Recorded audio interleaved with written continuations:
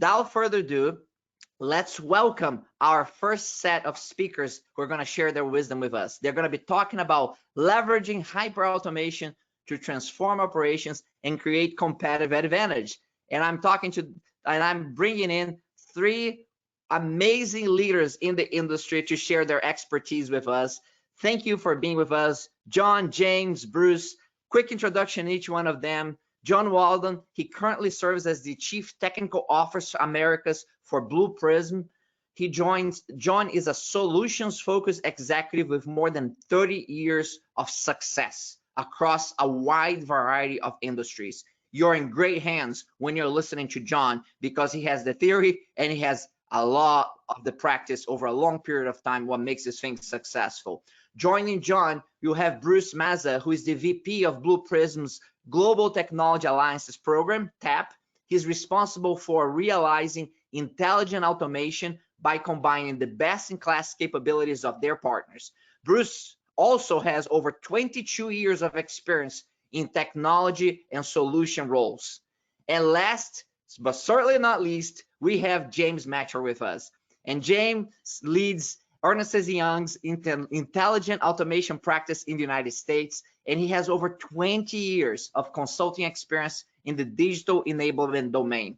He specializes in designing and implementing scale digital automation programs, driving strategic value extraction for large multinational organizations. John, James, and Bruce, what a privilege to have you with us.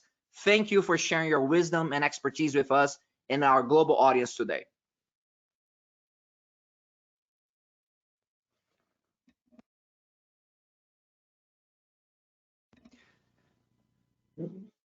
Thank you so much for having us. Given the fact that we just did introductions, I'm not going to spend a whole lot of time. As he said, these sessions are short. If one of my other two presenters or the folks can just verify that we can in fact see my screen, fantastic. Just wanted to make sure on that regard. I'm going to go ahead and go through a real brief agenda of what we're going to accomplish for today. I'm going to spend just a minute or two doing that. Then I'm going to handle it over to James. James, as was stated, is from EY. It has all sorts of expertise in this, deploying Blue Prism in all sorts of different clients, and that's that perspective. Beyond that, I'm going to come back. One of the things that's important is really how Blue Prism can enable hyperautomation. We're going to have Bruce describe what that means in a real-world environment, a little bit more beyond that.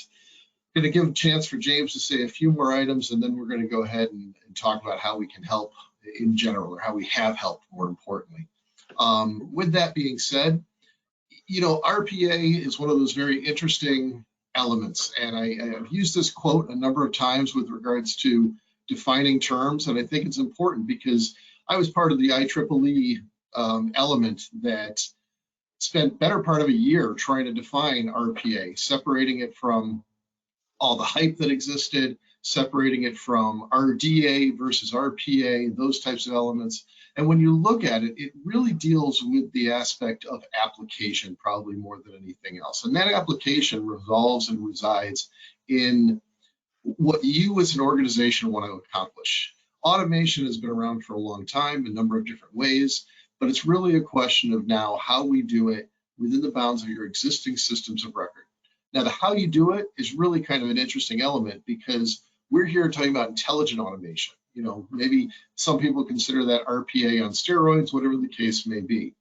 The interesting part is there have been a number of studies that have looked at how people are defining intelligence, what they're looking at in general. And last year when they did the study, about 58% of the respondents said they were doing AI in some way, shape, or form. It actually went down this year, down to 50%. The really key element here, though, is the fact that greater than 50% of those organizations had now started to really acknowledge that they had to have KPIs associated with this, because it wasn't just a matter of having machine learning and AI and those types of things in place. It was really that they had to apply it in some way, shape, or form. And the most interesting study, which was a series of other studies to me, was that over 80% of people, when they were defining, when they actually drilled into what those terms meant, were really only talking about OCR. And AI and intelligent automation can mean so many different things to so many different people. I really think it's kind of important in general that you do think about what it is you're trying to accomplish, and more importantly, define the not only terms, but define what you want to accomplish with that. Now, that being said, as I said, I was just going to take a minute or two. EY has been a long-standing partner with Blue Prism. What I'd really like to do is introduce James here and give James the chance to tell you from his perspective what he has told clients in general when they start talking about this, this idea of hyperautomation and what it ends up meaning to them. John, thank you very much. Really do appreciate it. And welcome everybody. Great to talk with you today. So when we talk about hyperautomation, I'm just trying to get there. Our clients' challenge are based in the following areas. They're always challenged on a daily basis around cost, growth, risk, and talent. These challenges force them every single day to be able to rethink the business. Where am I in the future? How do I work myself back to where I am today, and how do I delta? And fundamentally, what you'll find is that this will end up starting to change them and impact them in 4 major areas. In the process itself, amongst the people, the underlying data that they provide and consume and manage on a daily basis, and in the IT landscape. And quite interesting when we look at the IT landscape, it's across all 3 layers: the systems of record, ERPs, the enabling applications, and also the digital technologies. But it's in the digital technology space where the greatest opportunity for change and involvement and enhancement currently resides. And it's in this space, I think, where organizations are starting to grapple and appreciate that here is an opportunity for us to be able to do things not just differently, but do different things in its entirety. So when we start looking at the constructs of hyperautomation, we always kind of say, well, what are the pillars? What are the things that kind of make it all come together? And fundamentally, there are 3. So in order to say you're in hyperautomation, you've got to be enterprise-wide. Although there's been a lot of focus around key areas and functional domains like finance and some of the back office functions, true hyperautomation allows us to create this capability at an enterprise level: the front office, the middle office, and the back office. And there's so many opportunities, although being different, across that full landscape and spectrum. The second area around that is the constructs of multi-threaded technologies. And I'll touch on it a bit more later, but you'll see historically, often the technologies, whether it's RPA or OCR or some of the AI and cognitive capabilities, have always been discretely applied to a process. Hyperautomation brings these multiple threaded technologies together in an integrated way that allows us to be able to achieve so much more. And the third tenet around that is execution at speed. How do you do all of these things? Enterprise-wide, multi-threaded technologies at speed. It's the ability to be able to go at scale, create volumes, and create a digital workforce that's changing your organization to sit alongside your human workforce at a cadence and acceleration that hitherto is not known in the classic IT worlds. And as you start bringing all of these things together, what you start finding is that you end up with a hyperautomation agenda. But this is a little bit different from that. And I've always said also there's 3 genres and trends around this one. So firstly, as you know, automation 1.0 was heavily focused around task automation. Hyperautomation starts coming out as when we start talking about automation 2.0. Process transformation, the ability to reinvent that process. And it is a precursor to ultimately where we'll go to in the future, which is automation 3.0, which will revolve around process reinvention on the basis of AI-centric technologies that allow us to reimagine those processes in its entirety. What you'll also see as we move to hyperautomation, you move from cost optimization and efficiencies, which is automation 1.0, to broad spectrum value realization. So how do we end up generating revenue in the front office, driving operational and risk mitigation agendas in the middle office, cost optimization in the back office, et cetera, et cetera. Ultimately to where we have stakeholder reinvention 3.0. So the ability to bring these 3 things together fundamentally defines hyperautomation. But I mean, as we go through that, John, just because we're at hyperautomation doesn't just mean that it happens overnight. And I'm very intrigued to kind of pass back to you and kind of ask, how does Blue Prism enable hyperautomation in a practical sense to be able to allow organizations to start achieving this progressive trend as we have today?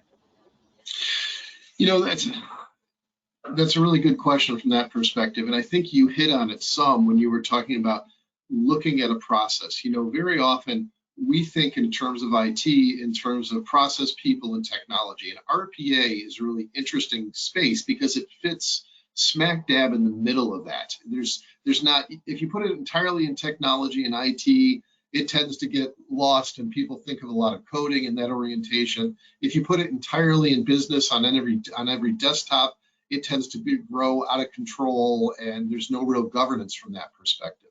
It has to be considered across all the realms. When you begin to look at intelligent automation and the things that it can do, and there was actually a question of how do you keep the intelligence side of things from producing bias? And I think it's really important to recognize that intelligent automation and RPA in general is not just, it cannot just be applied as a technology. It is, and I very often refer to as the unification of different types of workforce. You know, we've been very good over years of moving things offshore. We've been doing very good at assigning different people different roles. What we now need to do is we need to recognize that AI, ML, RPA is just another workforce, which is why Blue Prism doesn't necessarily refer to it as bots, but we refer to it as a digital workforce, because you've got to consider what is the ratio that you have with regards to people, the digital, and the back-end systems of record that you have. There may be some processes where a majority of that can go to a digital workforce. The thing you have to be aware of when you look at the idea of bias introduction is that you still have, one of the big pundits, some of the big pundits often say the sky is falling, we're going to lose all our jobs. It really has not been the case from what we've seen. What we end up seeing is this digital workforce taking some of the work, actually returning hours back to the business, but then you have to manage them and you have to unify them with your people, because those people are the ultimate verification of work that's been accomplished, as well as any bias or any confidence factors, because it all comes down to trust when you're dealing with AI and ML. That trust and confidence is a critical component, and that's why people still have to be unified with this large workforce that allows you to accomplish what you need to. Now, from Blue Prism's perspective, we look at it from the idea that everything is connected, and we really begin to focus on, from a business user, being able to discover processes, being able to help maybe design them, and then being able to deliver them in a production environment, usually through what we call a center of excellence. All of these things are critical. When we look at discovering, we offer a number of capabilities that really help people find these things. We actually have just released over 8 products this past year, one of which is an idea called Capture, which helps people document their processes. I am still amazed, and James, maybe you can give me a head nod. Do you still find that a lot of organizations don't even know what their real processes are or how they're being accomplished? It is always amazes me for some reason, and I continue to be surprised by it, but it is a standard that I see nonetheless. So these things really help people not only discover, but document them from that perspective. When we talk about designing, you know, we have an interface that is really designed to be business driven and then IT governed. The idea of doing this with very little code. If you had to have code, we embed it a little bit deeper in. Usually those types of objects are created through a center of excellence or somebody who understands it. But most of our business users never see any code in any way, shape, or form. They design it in a very visual fashion, sort of like diagramming a process flow.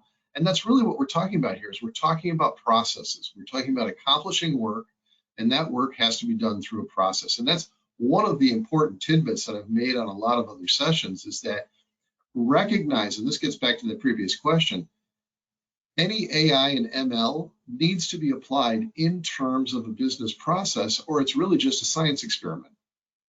And those are great, those help you learn, but they don't necessarily provide value to the business. And that's a really important segment. And I think this leads into what you mentioned with regards to, you know, phase 1, phase 2, phase 3, which we at Blue Prism call waves. It's that idea that as you get to this idea of literally looking at your processes, sometimes you can redesign them. Sometimes you have to go from a zero-based design orientation and really start over and refocus on them.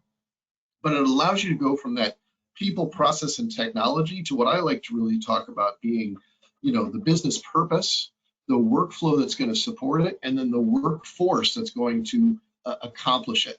And when you start talking about that workforce element, then you're really talking about how do you deliver it. the Blue Prism has been expanded in the last couple of years to include things that really bring together that unification of human and digital workers, so that if there's a question about trust or something a digital worker doesn't understand, it can escalate it back up to a human.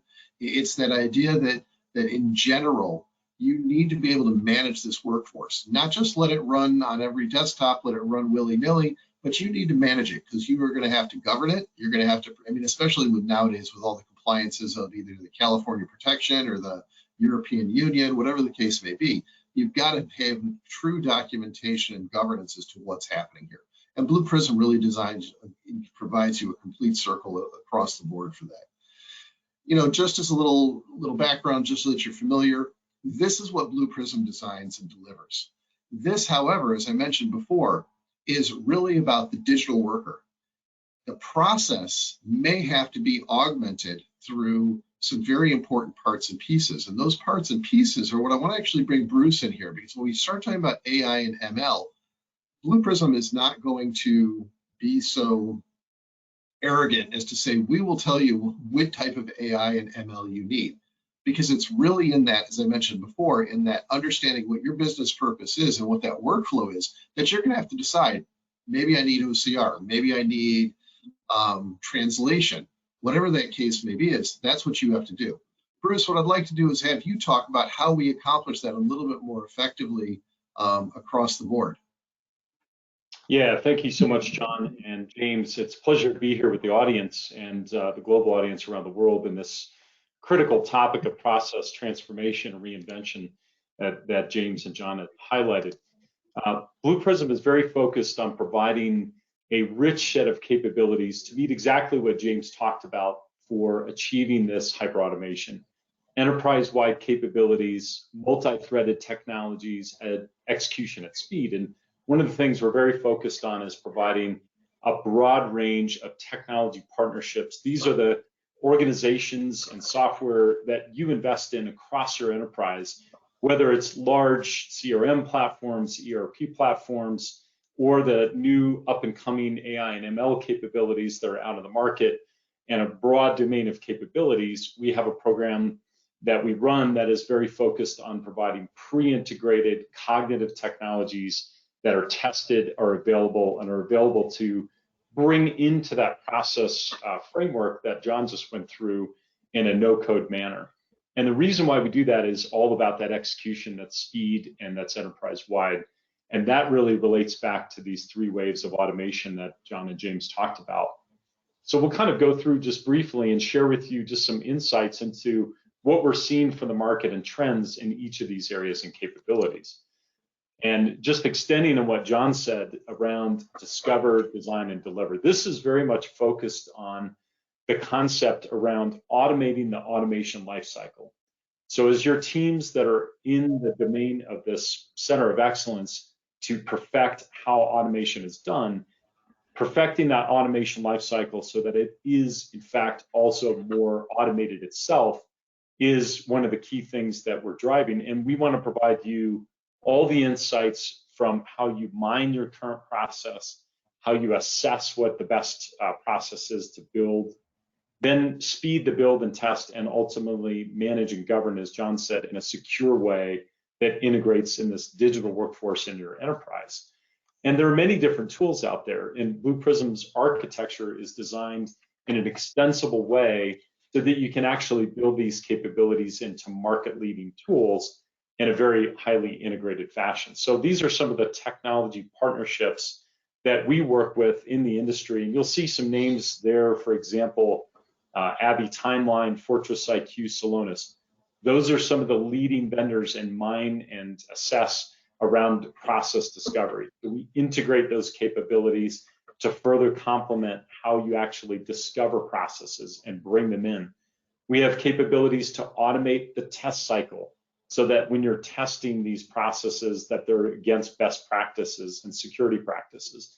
And then even extending that management and government of the platform, how you do that across all your tools in the enterprise, where you're looking at process transformation capabilities like Shibumi and RoboManager are very much designed around that. So you're plugging this into a large digital transformation effort, and it is recognized that this is one of the core capabilities that Blue Prism offers, but you have a lot of other considerations, whether they're BPM tools, whether they're OCR tools, and how do you orchestrate that together enterprise-wide. The other thing that's very key now is, and this really drives into this process optimization side and how you drive transformation, is investing in these cognitive capabilities. You know, a lot of the discussion has been about how do you leverage machine vision, so OCR, intelligent document processing, and bring that into workflows. And very much that's widely adopted now into many of our clients. But now we see this extending into this wider range of capabilities that are multi-threaded. It's being able to take your digital workforce and tie it into your security platforms around identification and management. All of your ERP and CRM systems, your human capital management systems, and extending tools like iPaaS in with RPA. And then we really get into those cognitive capabilities, those triangles that you see on the top. This is injecting in machine learning, AI, business analytics, natural language processing and understanding.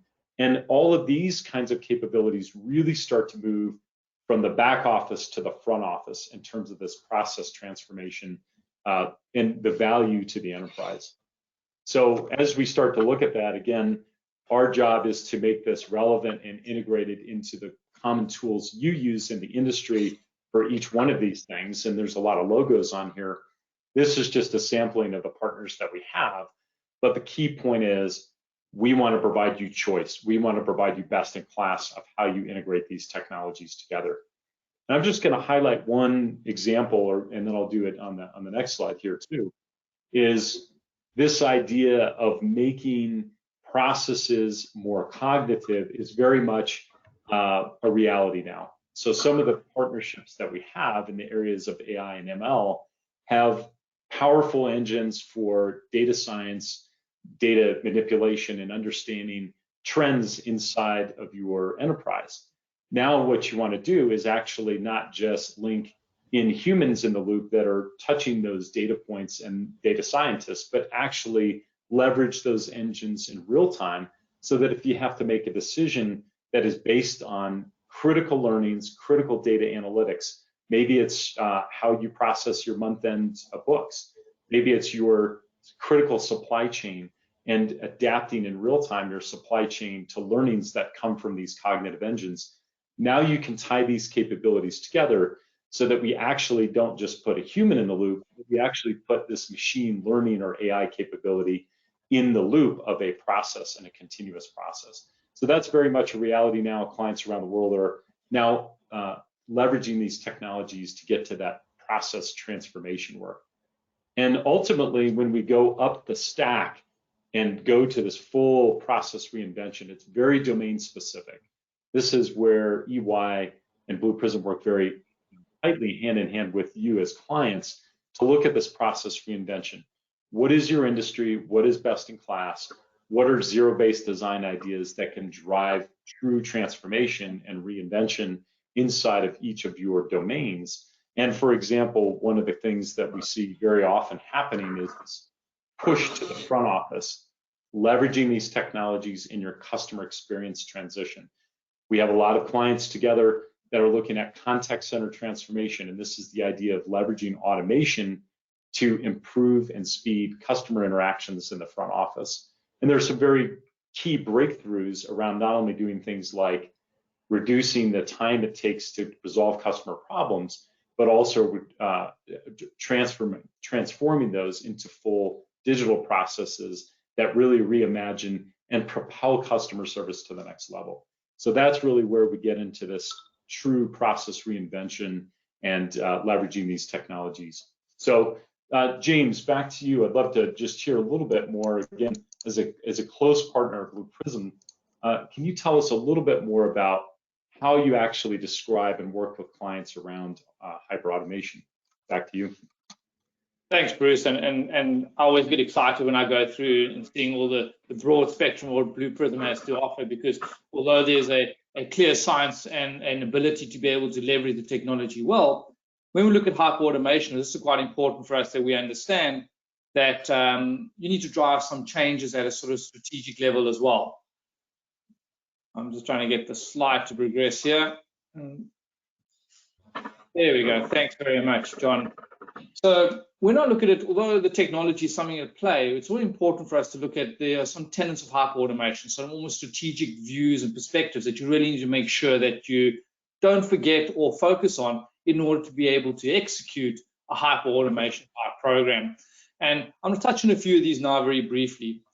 So the first one in my mind is the ability to be able to remain true to the tenets of hyperautomation. So the first one of that would be you've got to be able to maintain your agility. The principles of early automation around speed, dynamicism, and this must be true when you go to hyperautomation. Programs that as they get bigger and more complex, if they start becoming more cumbersome, slower to implement, they lose the principles of what they're trying to do up front. The second principle you need to make sure that you maintain within that being there is get your engineering and technology and integration solid. Ensure your functional structures are reflective of your technical structures. Now, I'll kind of take you through now what I mean by that. So the first thing around that one is the ability for us to be able to say, well, in the past, hyperautomation has always been something that started with RPA. And what we ended up seeing within this construct, sorry, John, I think we need, for some reason, I'm not getting my slides to progress. You should have access. Try one more time. Cool. We'll give it another whirl and see if it's actually going. There we go. Something happened there. So the first one is obviously started with RPA, and process automation was the base of what we want to do. And many organizations then triggered out and said, great. We then created the functional architecture. We created strategy definitions, pipeline management, op models, risk and control in order for us to be able to more deeply present and shape out that process automation capability. That's not sufficient. The next element you need to be able to do is make sure that as we start expanding the technical landscape, that this happens as well. So we start seeing now the advent of these technologies like business process management. We alluded to earlier on, Bruce Mazza talked about process mining and how Solonis them integrate that. That becomes relevant to understand the procedural side of the house. On the data-centric side, we start seeing advancement there as well. Advanced analytics, the cognitive stack and AI and machine learning start coming into place, be it OCR or computer vision classification. And as we start bringing this in place, the necessity for us to now also get a whole spectrum of integration to be able to layer and integrate both the data and the procedural activities becomes imperative. And underpinning all of these things is the ability to understand the data pipeline. How does it fit together? How does it work together? Now, as you can imagine, although you may add different technologies into the environment, you also have to ensure that the functional side of the house, the top half of the circle, matures and evolves as well. John alluded early on around risk and control, around how do we end up dealing with bias, data privacy and issues around that, around AI and heavy data-centric use cases, will change from when it was just a pure RPA play. Your op model is more mature. The way you define use cases becomes more complex. So as I said right up front, the ability to say, as we add different technologies, balance it with the functional expansion as well. Mature your ability to identify and engage the process becomes absolutely pivotal. And remember, the background is both high code and low code versions of all these technologies. So working out when to apply them becomes very effective. Use low code where it makes sense, use high code where it's relevant, and be able to work that out on a day-to-day basis enables you to truly move the agenda forward at speed. The next one we want to talk around is the ability to have value-centric use cases and develop with a focus on transformation. Now, as these use cases become more complex and bigger, the identification of saying, well, here is a tool called RPA, and I'm going to go and build a whole lot of stuff that I can automate and try and justify its existence afterwards, has gone. Organizations have to start with, what am I trying to achieve? What is the value creation I'm trying to obtain? And therefore, what are the technologies that I need to bring to bear that'll happen? Let me give an example of this. Let's take a single process like lead to cash. In order for us to truly transform this process effectively, you can either do a complete rip and replace, which is powerful, but very few organizations are able to completely redesign a process in one instance. Budget, challenges, change fatigue, the rationalization of what people are trying to do, How do we transform while we perform, hinder that? So the way you want to go about it is identifying what are those key domain metrics that are applicable throughout this process, and be able to inject the critical ones that if we move them by 30, 40, 50%, would fundamentally change how this process is performed. And then from that point of value, work out what is the combination of technologies and techniques required in order to be able to realize that value shift to the desired requirement. And then start targeting these systemically, one after the other, across that end-to-end life cycle. This ability to be able to transform these things allows us to get that ability to really extract the value in organizations to measure it effectively after the event. Now, doing this by organic benefit is helpful, but when you do it by orchestration, so carefully orchestrate the timing and the sequencing of these transformations, becomes very, very important, because that's how over time the true value realization that you're trying to achieve comes to the fore. It attracts the funding and everything else you require. The last tenet of hyperautomation, which is so important, is for us to be able to understand how do you maintain a balance between the process and technology. And this becomes quite important because from experience, we see organizations generally have passed in one of two journeys along their way. They've started out with RPA and analytics as the base, and they've either moved and progressed in one of two paths. The first one would be obviously a diverse technology execution. So they move from process optimization and base RPA to intelligent automation. They've added additional technology layers to the stack, virtual agents, document intelligence, machine learning. And they've created almost a structure of, if I create these platforms, they shall come type methodology, which is great, but often they've not put enough focus on the process themselves. The alternative is some organizations have gone from process optimization to business transformation. Their primary focus has been the process itself. So they deployed BPM and process mining to deeply understand how these processes come together. But they have not been able to truly realize the value because they have not brought enough of net new technology in to be able to truly leverage this. Where it becomes really powerful and where the objective is where you start combining both of these together. So the ability to add additional technologies into your stack and couple it with a deeper understanding of your process and transform the environment very, very quickly with these new technologies. Now, as Bruce alluded to earlier, the ability to bring technology partners into play through the Blue Prism platform allows you to be able to do both of these things simultaneously. That ability to take that second step is truly how organizations now will change their way going forward. So as we start seeing with these things, John, it's always kind of thing is, as I mentioned, the methodology is solid, but how does Blue Prism truly allow and support and engage a hyper-automation agenda more effectively? And what are the practices that you guys adopt in order to make this really come to life? You know, it's interesting because I've seen you give this presentation once or twice, and I'm actually going to cheat here just a little bit and go back to your slide that you mentioned with regards to that separation of functional versus technical and development. And this is some of what I discussed earlier when I talked about that idea that, you know, you have to focus on these things from a business-driven orientation, but that an IT or technical has to be involved.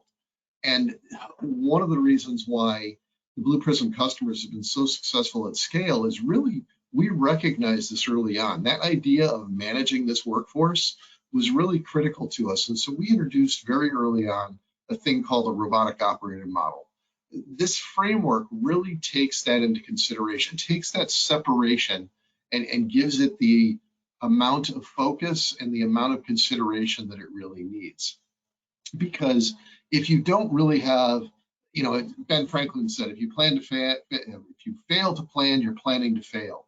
That orientation of having a vision, knowing on what you want to do this, takes it from being, you know, especially in the intelligence space, takes it from being a science project to really giving it the business purpose from that perspective.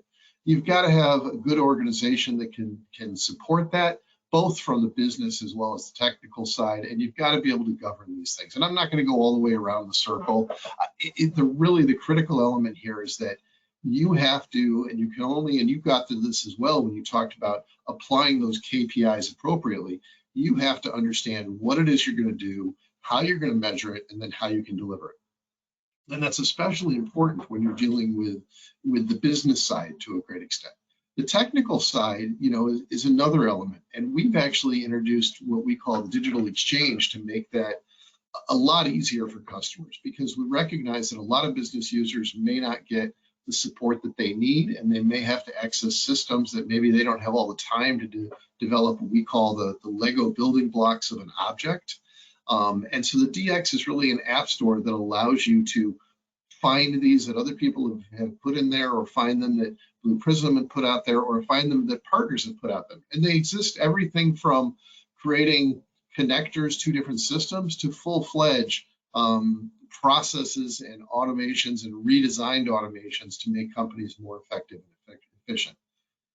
Now, all of this so far has been, three guys diatribing to you to a great extent. And this is really about the application. And so what I want to do is, before we begin to enter the questions, I want to give you sort of both a vision as to what can be accomplished, as well as sort of just some points of what this has been able to do if you take this seriously and you come at it with an approach that is really looking at it from a transformation perspective rather than just a task automation perspective. And I decided, imagine this, James, I decided to pick on EY first. All the rhetoric that we've done is all great and good, but I want people to understand here that EY has not only been a great partner to Blue Prism, but they've been a great partner to their customers. And they've also been a great Blue Prism customer. I don't know if that came out quite the way I wanted it to, but hopefully you get the idea. And if you look at this, you begin to understand and recognize that you folks have over 2,000, RPA instances in place. I love that one, the one down here at the bottom, more than 2 million hours saved in all the different process improvements. And I actually had to grab this from a screen print. You folks were kind enough to do a session during our Blue Prism World, and this happened to be finding it when I was prepping for this. This is not the only use case, though. If you look at a particular use case, and this is one that you folks actually helped implement, you're looking at the ability to really reduce the work that humans have to do. And it's not just the work that humans have to do. Think about this from a customer-centric perspective. And I'm just going to focus on one little item there in the center. 80% reduction in average call handling times. That's great from a business side, but let's look at that from the customer side. You were able to help customers that much more quickly. And that's one of the things that we see very often across the board is that benefit is not just to the companies that are implementing intelligent automation, it's also to the customers that they're servicing in so many different ways.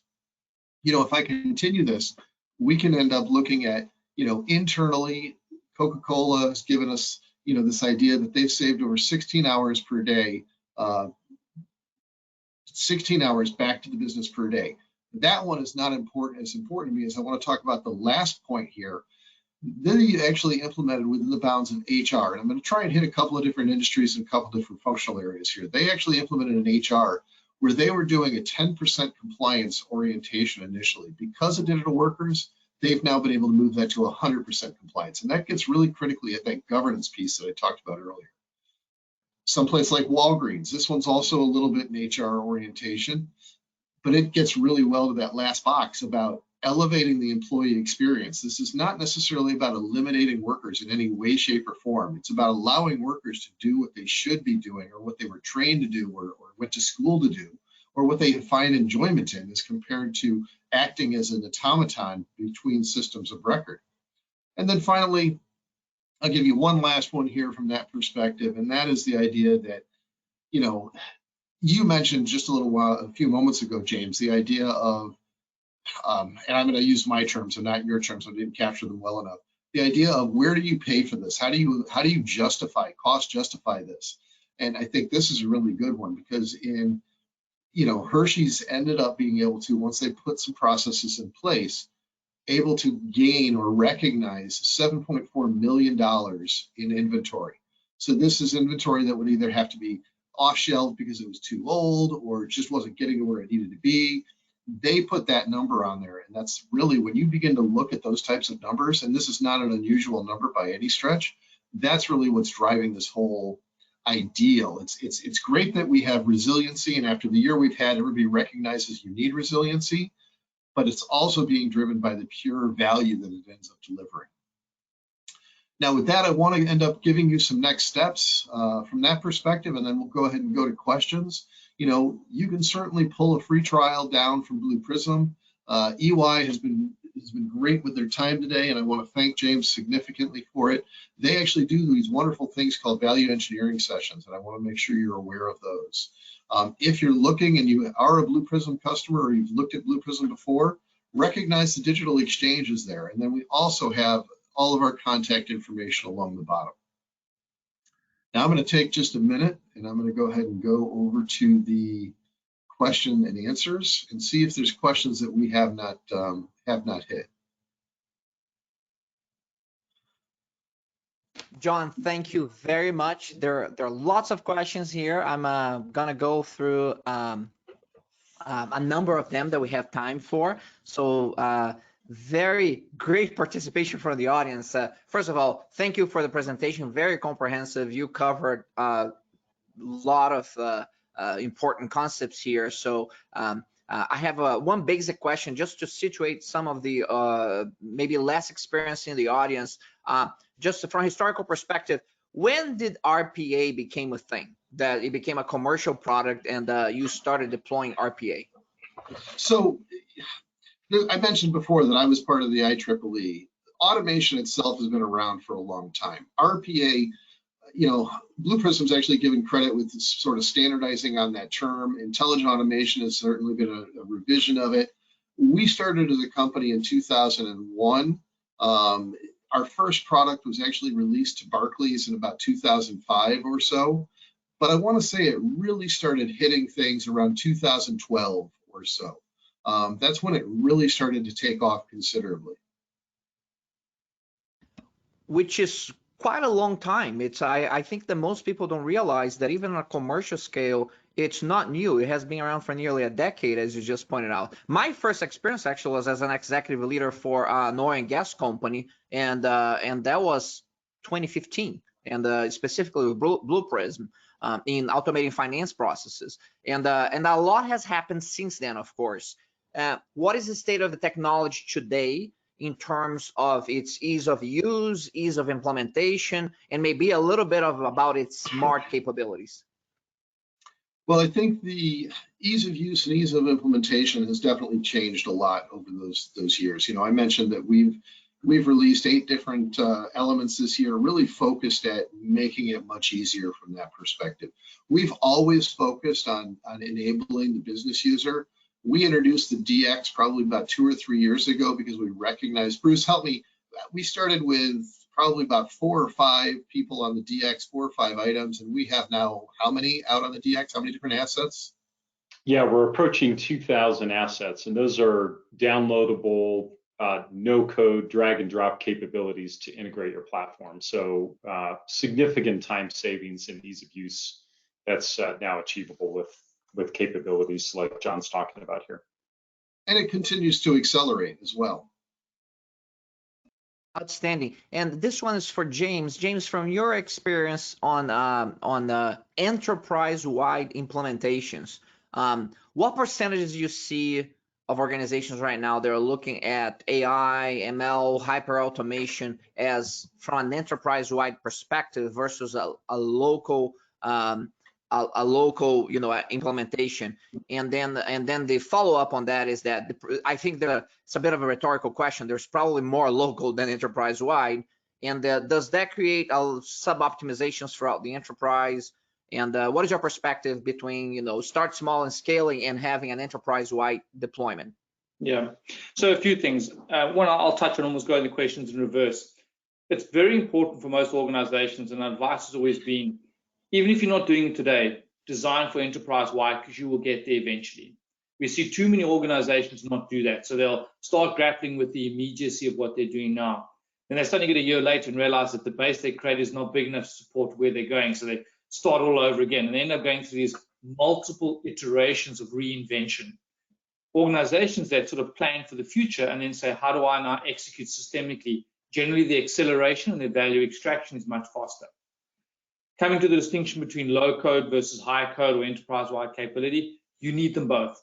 They target very specific agendas, one very centric around task automation, so general upliftment of everybody's capability.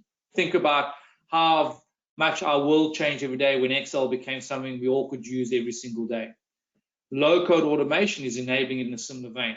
But to the same point, just like Excel could never become an ERP, neither can some low code technology service the full capability that clients will want to do. So you need to have a bimodal environment that functions effectively. In terms of percentages of how clients' organizational shift, in a recent survey, 79% of executives says that they will increase or accelerate the adoption of AI capabilities.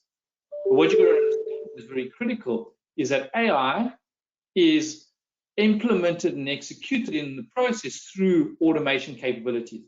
Automation is the delivery mechanism. And a practical scenario right now is almost like saying, if I want to take a vaccine, wiping it on my cheek does no good. I need some delivery mechanism to get into my body. Automation is exactly that. So this ability to put these two together is critical.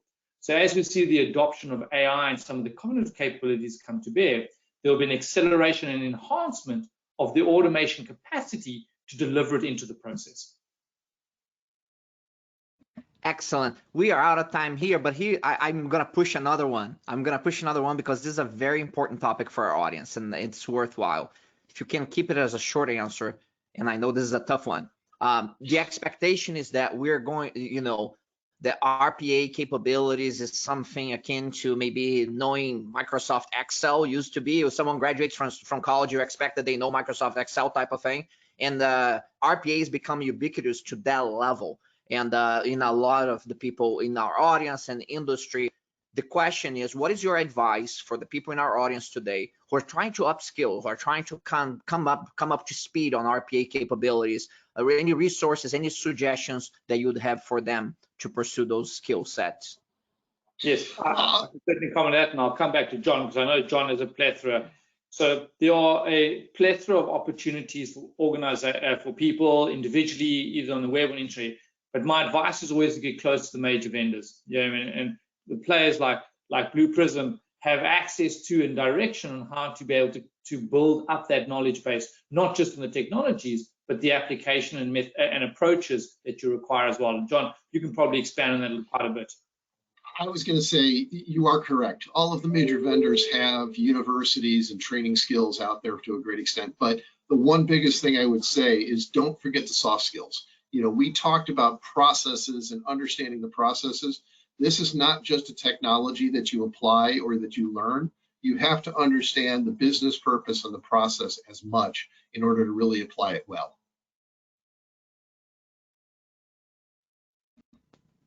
Gentlemen, thank you so much for sharing your wisdom and expertise. We had tremendous interaction and engagement here. Many who follow your journey here on Blue Prism and Ernst & Young and your specific leadership. So thank you so much for sharing that expertise with our global audience today. It was our pleasure. Thank you very much. Thank you all. Ladies and gentlemen, those are industry leaders who are on the field implementing the solutions in cross-industry organizations. So terrific to have them with us. And we are going to be taking a break now. And at the top of the hour, we're going to be switching gears. We talked about the technology side of things. Let's shift into the human side of things a little bit. How do professionals across multiple organizations feel and adapt to these changes that are happening very rapidly in our society and workplace? How can we best leverage technology? How can we overcome fears that we may have? And how can we strengthen our culture to have this great collaboration between technology and humans in implementing solutions that create value for our enterprise and for our society? So at the top of the hour, we're going to be bringing a leader in this area. It's Martin Lampen, who is the Director of Customer Support Operations for BCLC. And Martin is going to be talking about motivating and engaging teams in achieving operational excellence, while staying focused on what really matters to them. So I will be closing the session right now. If you have a pop-up to rate the session, you can do that. And I will see you back at the top of the hour with Martin Lampman. Thank you.